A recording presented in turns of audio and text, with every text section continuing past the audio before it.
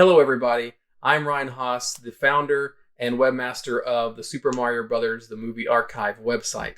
And a few days ago, I put a poll on our Twitter account at SMB Movie and asked everybody whether they wanted to hear from us if we had any opinions or thoughts about the Sonic the Hedgehog movie. And it seems like plenty of you were interested. So in the first video that we posted, reaction like this for the website, it's kind of weird that it's not about the Mario movie and that it's about the Sonic movie, but it's all good and it's all fun, and that's going to kind of be my whole point about this.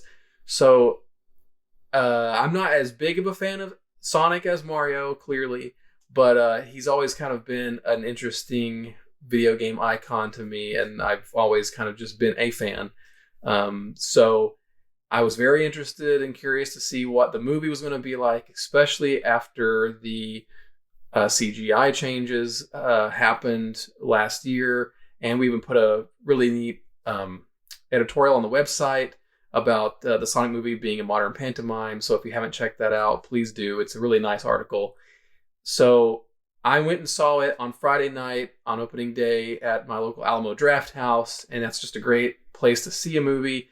And probably the best part of the whole thing for me was that they did end up playing our 4K restored Super Mario Brothers trailer as part of the pre-show, and that was kind of a surprise. And if you saw our Twitter, I tweeted that out. I couldn't help but get my phone out and take a picture of it because it was just too much fun to see that trailer up on the big screen. So I'm just going to keep this really fast and quick and non-spoilery. So overall, I thought it was a very fun movie. It's got a lot of humor and heart to it. And they made a lot of smart choices with how they presented certain characters and certain things. And the movie has a lot going for it. It has enough going for it on the video game adaptation front and the people who would go want to see a family friendly movie. And it's also got nostalgia for, people that love Jim Carrey and stuff. So there's a lot going on that I think has contributed to it being the highest grossing initial weekend for a video game adaptation ever, which is a really good sign for just not only just Sonic, but the whole video game movie thing overall.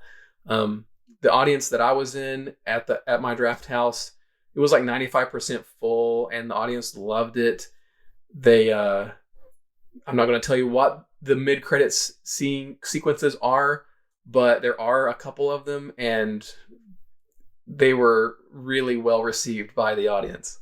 And that was just a fun place to be, to see people react to something like that you are clearly waiting for it and are excited about something. But there was a lot more pop culture references than I thought there would be.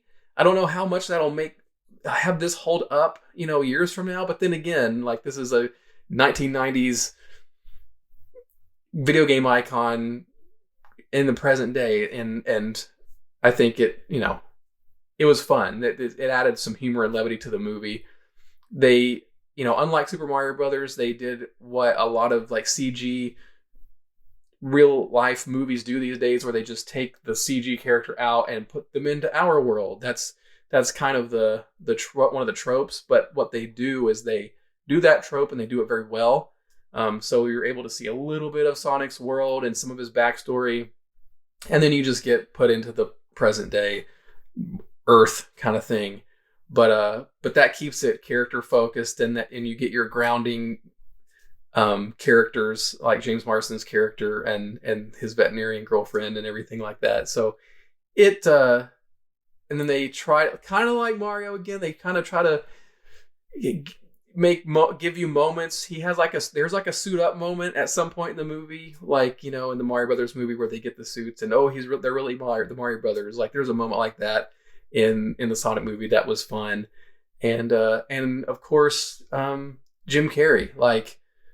I'm not super married to he has to look like the big giant Dr. Robotnik from the games or whatever, but they do a lot of interesting things with them. And even in the early trailers, that they're having some sort of progression with the character. So it was really fun to see just the zany Jim Carrey back, but it was also fun to see how they make that character progression go from realistic, grounded Dr. Robotnik and try to transition him into the game Robotnik, almost kind of like they try to do in Super Mario Brothers again, with like the humanoid Koopa that gets, gets to be the dinosaur Koopa towards the end of the movie. Like, so, and they leave it open, like they don't want to ruin anything for a sequel. And after this opening box office performance, hopefully we'll get a franchise out of this, and it'll just be fun to watch. And I guess the last thing I'll say is that there is a cameo from a Super Mario Brothers movie alum actor in some strange way, and that was kind of fun to see. So again, just definitely go watch it twice. It's a fun time. I had fun.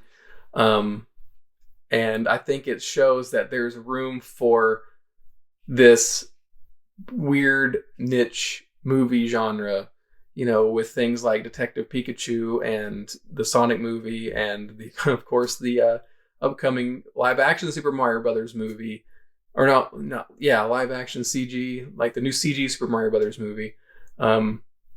It's just a cool place to see the genre come, from, the original that I'm so fond of and will continue to be fond of. And it's helping shed a light on the whole genre overall. So it was fun. I had a good time, and you will too. So I guess that's all for now, but just keep following us on Twitter and YouTube and all that stuff, and trust the fungus.